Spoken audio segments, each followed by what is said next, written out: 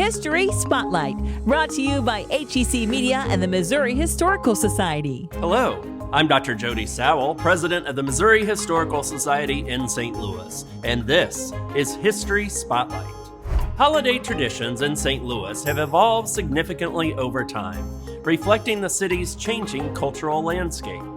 As St. Louis transformed, new customs emerged, illustrating how celebrations adapt to societal norms and cultural influences. Public historian Amanda Clark highlights some of these changes.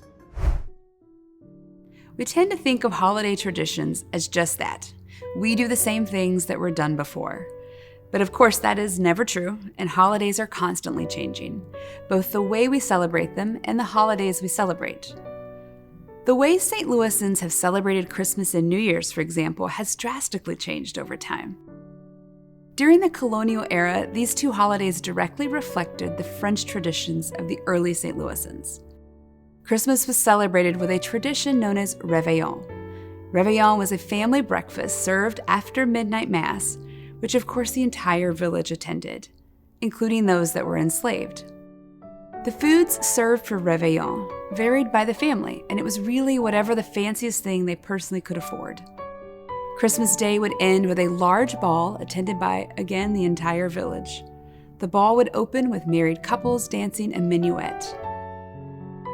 After the Louisiana Purchase happens and we begin to transition culturally, we see the introduction of things like holly, mistletoe, and the Yule log.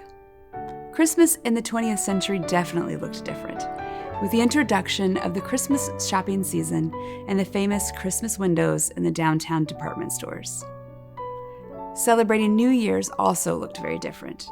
For the French, New Year's was celebrated with a society ball known as La Guyanée. In colonial St. Louis, families went to the home of the oldest family member, received a blessing, and an exchange of the kiss of peace, which was something also practiced by neighbors who were experiencing conflict. New Year's traditions also involved young men visiting unwed women, kissing them, and wishing them a successful marriage by Easter. Children were traditionally given presents from their godparents. Another tradition was Twelfth Night Feast, a huge ball that featured traditional drinks and food, including a cake with 4 beans baked inside, and the girl who found a bean first was named the Queen. Interestingly, one tradition that actually doesn't change much over time is the shooting of firearms on Christmas and New Year's. We see people complaining of this in the early 1800s, the mid-1800s, and so on.